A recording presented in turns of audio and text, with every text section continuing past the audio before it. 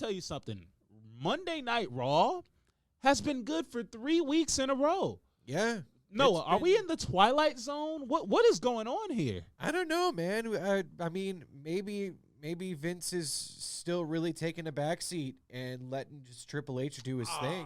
Oh man! That's my theory. That's my theory. We doing this. When it's good booking, Triple H did it. When it's bad booking, Vince McMahon did it. That's what we doing, Noah.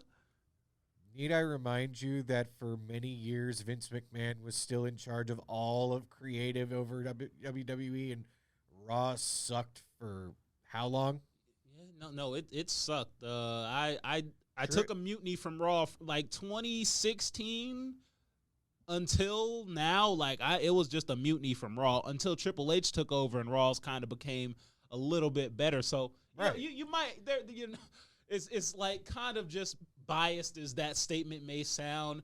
Maybe there is a little bit of validity there to it, but regardless, I don't know who's booking the show, man, but keep it up because last Monday, it was a solid show. I mean, just to start with the first segment, Seth Rollins, he gets beat up by Finn Balor. He was supposed to do an open challenge, and I told you how much I really don't agree with him constantly defending the title on weekly television. So having Finn Balor come in and give him a beat down and really make Finn Balor look like the aggressor in this feud was really solid. Not only did it kind of give a reason on why Seth didn't want to defend his title as the fighting champion, they're like really pushing that, but it gave him an excuse to not fight that day, and it also added stakes to the match he had yesterday against Braun Breaker in NXT. At that point, when Finn Balor beat Seth, I was thinking, man, like, could they possibly do Braun Breaker winning the world title? That'd be one heck of a way to introduce someone,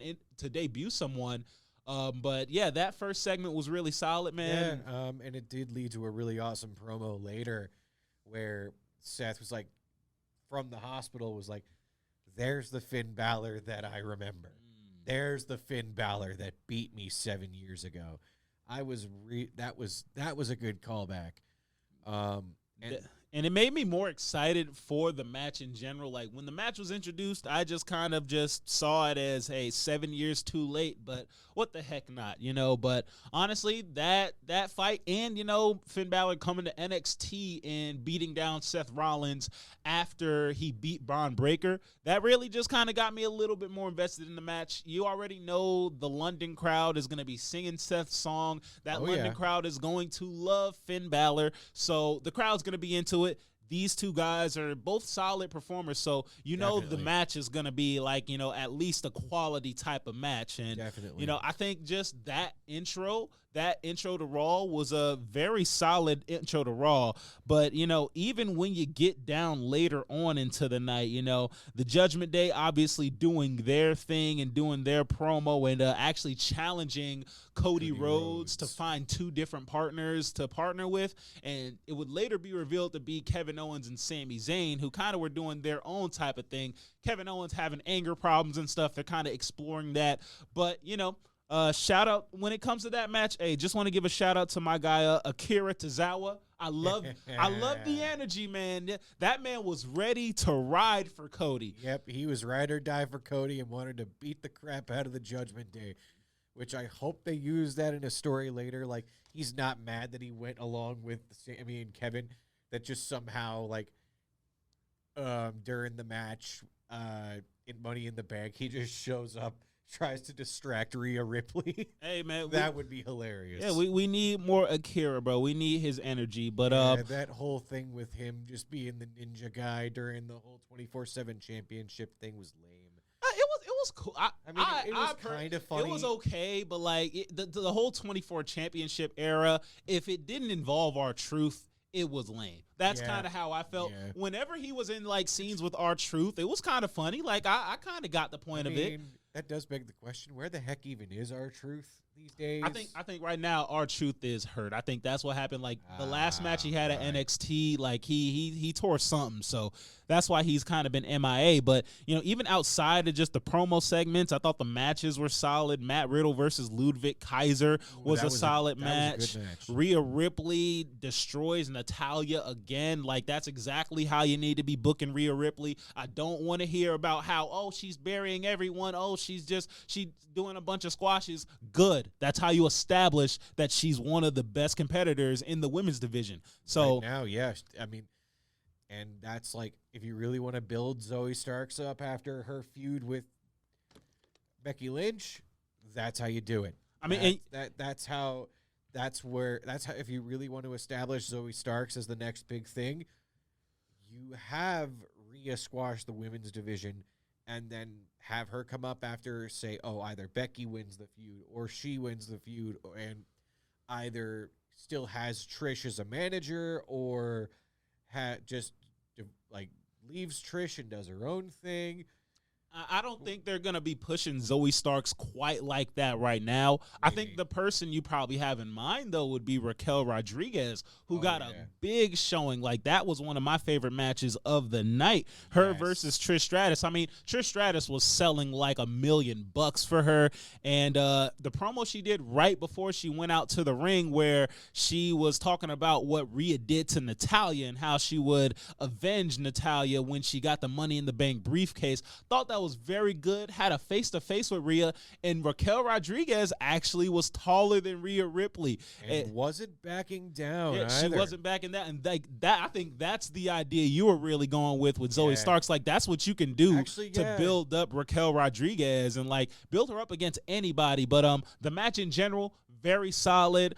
I think that Becky Lynch eventually came through. It was a creative ending, too, with how Becky Lynch ended up costing Raquel Rodriguez the match because her rage just kind of blinded her, and she ended up hitting Trish Stratus. And then Raquel got disqualified because Becky Lynch hit Trish Stratus. That way, Trish is now in the Money in the Bank ladder match. And I thought that was just a creative way to get Trish in there, but still have Raquel Rodriguez look super strong, look like she was about to win that match. Especially since she was doing the whole bear hug thing. And I just saw some people on Twitter being like, oh, they're trying to make Raquel look like China. I'm like, no, yes, make her look like China. China was one of the biggest stars during her era. I don't know what the issue with that is. Right. I mean, yeah, that's how WWE can build a star like Raquel Rodriguez, who is, she has that look. Mm-hmm. She's tall, she's buff, and she can beat the crap out of people. Exactly. It makes sense for her to keep doing that, and it did make me love that match, although I hope that does lead into maybe Raquel versus Rhea at Money in the Bank, because I don't think they have a match for her there yet. No, I don't know if Raquel's going to immediately skip the line and just go right up against Rhea Ripley. I was thinking like, next week Raquel, she got to get her ones back against Becky. She got to get that match against Becky. Like, nah, you can't just cost Raquel Rodriguez a spot in the Money in the Bank and just get away with it scot-free. I mean, they may still try and not do that so that they can both retain that babyface idea, because it'll most likely just be a promo, and that could lead to a match where she and Becky tag against Zoe Starks and Trish. I'm so mad you're probably right, because that's not what I would do. I would have Raquel be mad, be like, like, I respect you, Becky, but nah, like, you ain't just I'm not just gonna let that slide. You know what I'm saying? Like, but you're probably right. They're probably gonna patch things up and then just have a tag team match with Trish and Zoe. It keeps them both baby faces, because as much as Becky costed Raquel, the crowd still loves Becky Lynch. Yeah.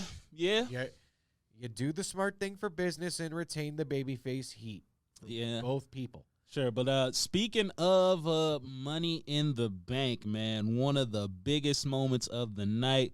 Logan Paul, man. Logan, let's go ahead and talk. I wanted to get to something else, but we can get to it on the extras. Logan Paul came back and declared himself into the Money in the Bank. And listen, before you get to like how you feel about that whole Money in the Bank situation, because honestly, I want to do like a whole segment for that next week as we lead into Money in the Bank. But just the promo in general, how do you feel about the promo?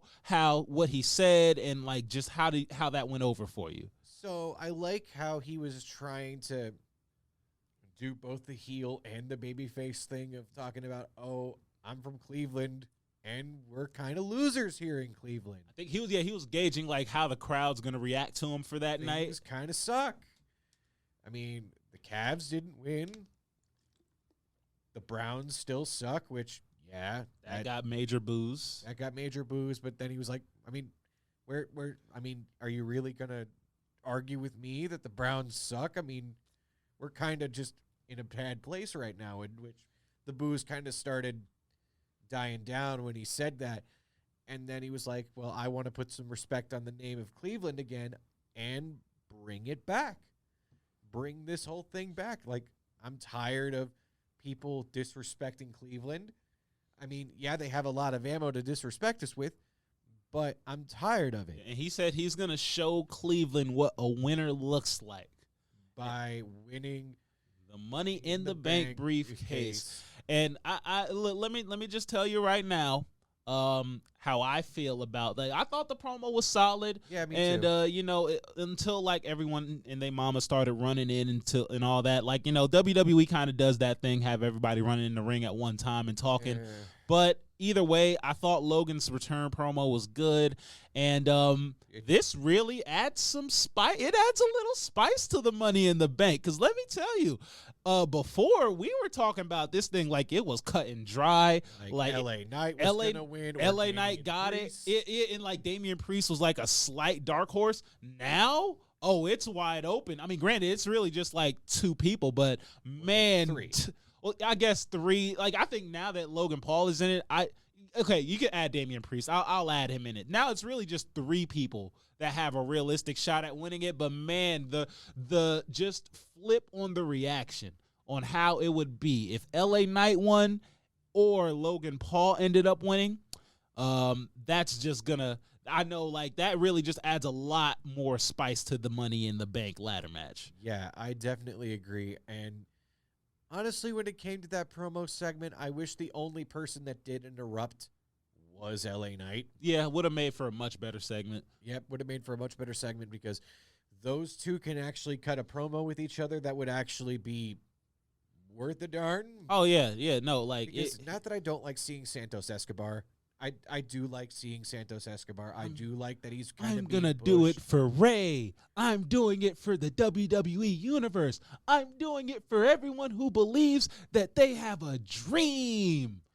Yeah, he's very much he is so babyface. That's Vince right there. That was probably Vince.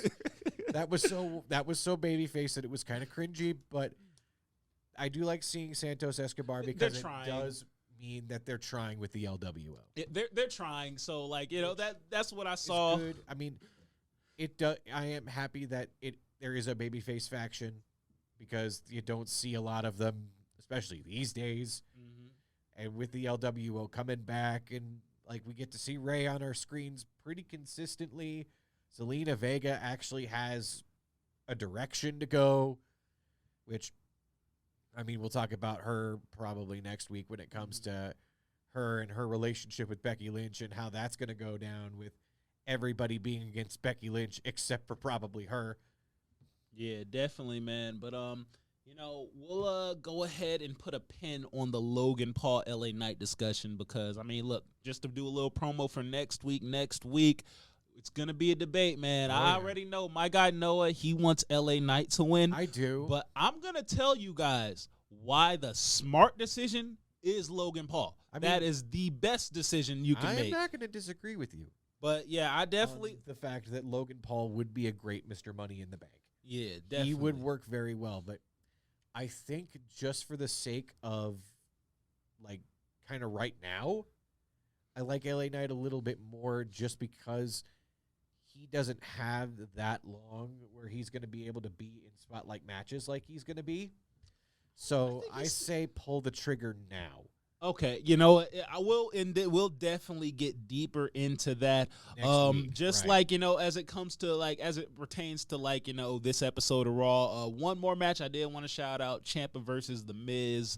Ciampa, Yes. he was a very good return for Tommaso Ciampa. He came back in his normal attire, wasn't wearing that lime green stuff anymore. Yeah, And he wrestled The Miz and he beat The Miz, man. And looked like the Ciampa of old, which is what we needed. What he needed to kind of get the eyes back on him, which does kind of lead me into something that I was a little bit not happy about when it came to Raw on Monday was you got Logan Paul, Cleveland guy.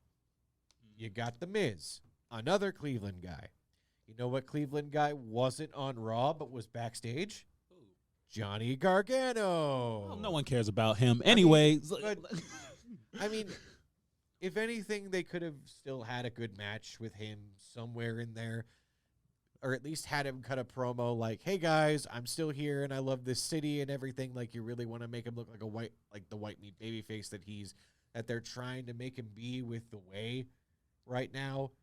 That's how you do it, because they're not going to throw Dexter Lumis out there. Let me tell you something. I did not miss Gargano at all. I know you don't. I know you're not a Gargano guy. I know you don't like Gargano.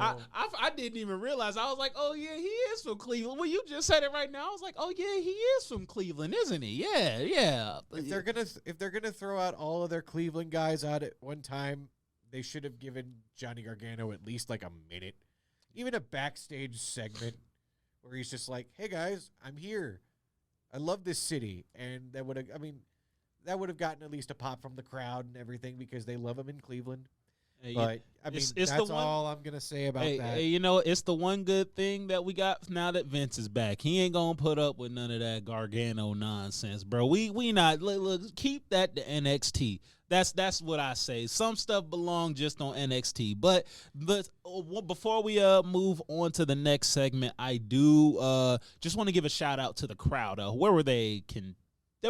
We just said it, Cleveland. Yeah, that Cleveland crowd was something else. And I think they brought out an extra layer to Raw that, just really ended up elevating it. I mean, it was a hot crowd. Yeah, crowd participation always ends up, making any show better. It could be the worst matches ever. But if that crowd is hot for what they're watching, then it just makes it that much easier to engage. And I think that because that crowd was so hot, especially for the main event, it made all the guys just they had a little extra pep in their step. Like Cody Rhodes had a little bit extra juice. Kevin Owens, Sami Zayn, all these guys, they really bought into the night that night. And shout out to that crowd. They killed it. Hopefully we get more Raw crowds like this. It's been a long time since I heard a Raw crowd be that loud, and it really enhanced the show. Yeah, it just goes that I think the next Raw or the Raw after that's going to be in Savannah, Georgia. Yep, and I've thought about it. Probably not going to go because that's probably going to be pretty expensive to get down there. I mean, just to even get down there and get a hotel is going to be expensive because it's hours away from where we are. Hey, man, who knows, bro? If there's a will, there's a way. I didn't know it was going to be in Savannah. I'll see how the money's looking, though. But yeah, I mean, I know I probably can't afford it right now. But yeah, hopefully Savannah, they turn up like Cleveland did. Because, if you guys watching this and you're going to that Savannah Raw, please get the crowd engaged. Try and get everybody come on, guys, let's get into this because Raw sucks if the crowd doesn't care.